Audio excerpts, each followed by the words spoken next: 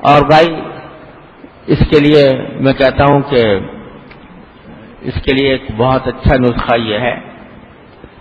کہ کم از کم اس رمضان کے اندر اس T V کو بند کر دو، کیونکہ ٹی وی کے ذریعے یہ آنکھ بھی خراب اور کان بھی خراب اور زبان بھی خراب۔ آنکھیں تو خراب ہے اس لیے کہ اس وقت اس میں ایسے ایسے مناظر دکھائے جاتے ہیں، ایسے ایسی تصویریں آتی ہیں، ایسے ایسے کہ اس کے ذریعے آنکھوں کا اللہ بچائے آدمی آنکھوں کے گناہ میں مبتلا ہوتا ہی رہتا ہے۔ دوسرا یہ کہ ہر وقت میوزک، ہر وقت موسیقی، گانا بجانا، تو اس کی وجہ سے کان مبتلا ہو جاتے ہیں، اور پھر زبان اس طرح مبتلا ہو جاتی ہے کہ ٹی وی کے اندر جو عام طور سے پروگرام آتے ہیں تو اس میں لوگ بیٹھ کے تبصرے کرتے ہیں، اس کے اوپر تبصرے کرتے ہیں، تو اس میں کسی کی غیبت ہو رہی ہے اور کسی پر بہتان لگ رہا ہے، کسی پر الزام لگایا جا رہا ہے، کسی کی دل آزاری ہو رہی ہے، اس سب میں آپ شریک ہو۔ غیبت اس طرح کرنا ناجائز، اسی طرح غیبت سننا بھی ناجائز۔ تو اس طرح یہ جو اللہ بچائے ہمارے دور میں ٹی وی نے ہم لوگوں کو مبتلا کر رکھا ہے، آنکھ کے گناہوں میں بھی، کان کے گناہوں میں بھی، زبان کے گناہوں میں بھی۔ تو بھائی ذرا رمضان کے اندر خدا کے لیے اول تو اصل میں اس کو دیش نکالا ہی دینا چاہیے، لیکن کم از کم یہ طے کر لیں کہ رمضان کے اندر نہیں کھولیں گے، بند کر کے رکھ دو، تاکہ ان چیزوں کی حفاظت کم از کم ہو جائے۔ اگر اللہ تبارک و تعالیٰ کے حکم اور اللہ تعالیٰ کی اطاعت میں یہ کام کر لیا اور رمضان اس طرح گزار لیا تو کچھ بعید نہیں کہ اللہ تعالیٰ رمضان کے بعد بھی پھر توفیق عطا فرما دے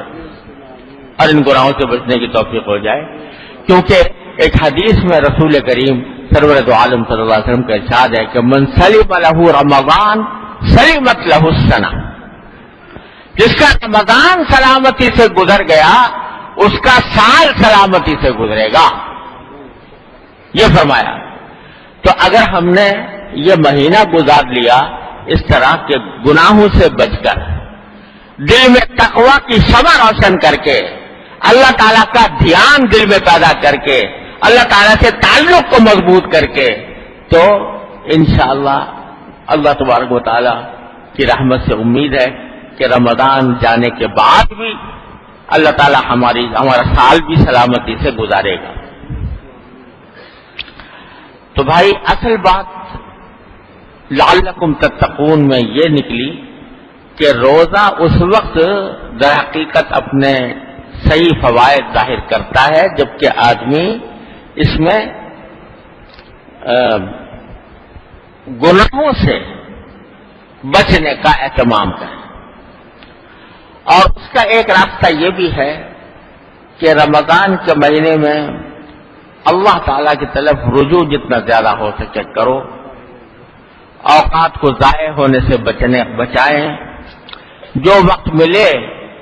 اس میں تلاوت قرآن کریم کی زیادہ سے زیادہ کی جائے، چلتے پھرتے اٹھتے بیٹھتے زبان پر کوئی ذکر ہو، اور اس ذکر میں سب سے بہتر ہے سبحان اللہ والحمد للہ ولا الہ الا اللہ واللہ اکبر،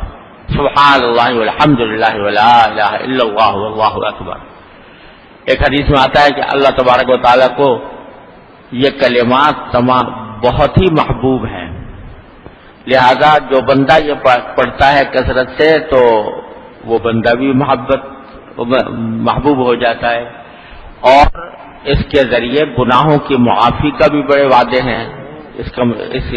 کلمے کے ذریعے۔ تو چلتے پھرتے اٹھتے بیٹھتے زبان پر رہے سبحان اللہ والحمد للہ ولا الہ الا اللہ واللہ اکبر ولا حول ولا قوت الا باللہ العلی العظیم بھی پڑھا لیں اس کے ساتھ۔ تو تیسرا کلمہ جس کو کہتے ہیں وہ چلتے پھرتے اٹھتے بیٹھتے بھی پڑھتے رہیں، تو ذکر کی کثرت، اللہ تعالیٰ کے ذکر کی کثرت، اس طرح رمضان گزار لیا. یہ ذکر کے اندر ایک خود خاصیت ہے، اگر آدمی اس کا اہتمام کرے تو ذکر کے اندر خاصیت یہ ہے کہ انسان کو شیطان اور نفس کے تقاضوں کے مقابلے کی قوت اس سے ملتی ہے. جتنا ذکر زیادہ ہوگا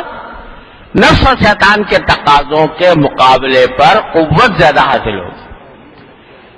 اب تو ہم ایسا ہوتا ہے نا کہ نفس نے ایک خواہش دل میں پیدا ہوئی، مچل گئی، خواہش دل میں آ گئی، مچلنے لگا، دل مچلنے لگا، ہم نے ہتھیار ڈال دیے. ہم ہتھیار ڈال کے بیٹھ، ٹھیک ہے بھائی دل چاہ رہا ہے کر گزرو،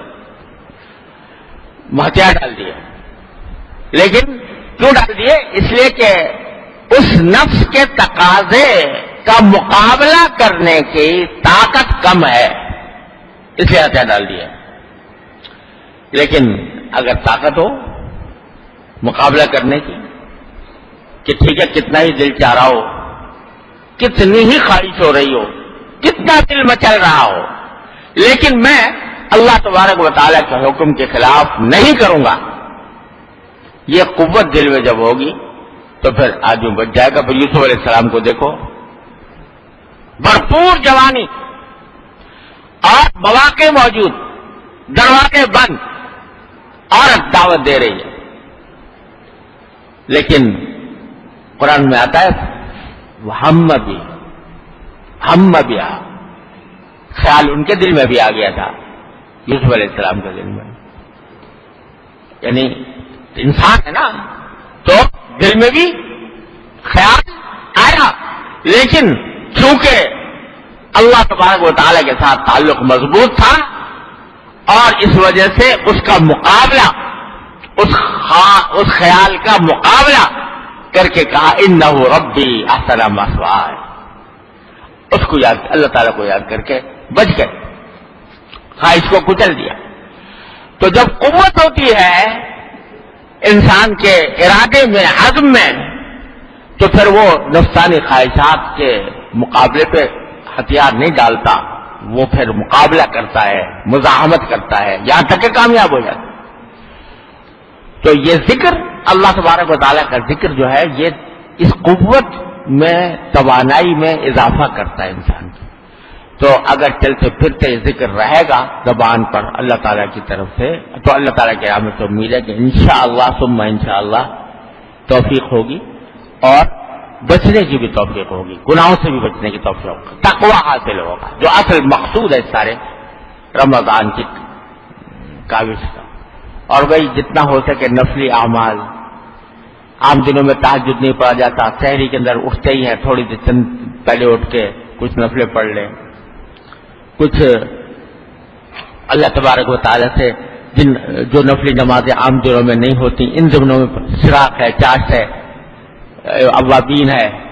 یہ نمازیں عام دنوں میں نہیں ہوتی، تو اس میں کوشش کر لیں. اس طرح رمضان گزرے تو انشاءاللہ اللہ تعالیٰ کی رحمت سے امید ہے کہ رمضان کا صحیح فائدہ بھی حاصل ہوگا اور اللہ تعالیٰ ہمارے دلوں میں تقویٰ کی شمع بھی انشاءاللہ روشن فرمائیں گے. وآخر دعوانا الحمدللہ رب العالمین.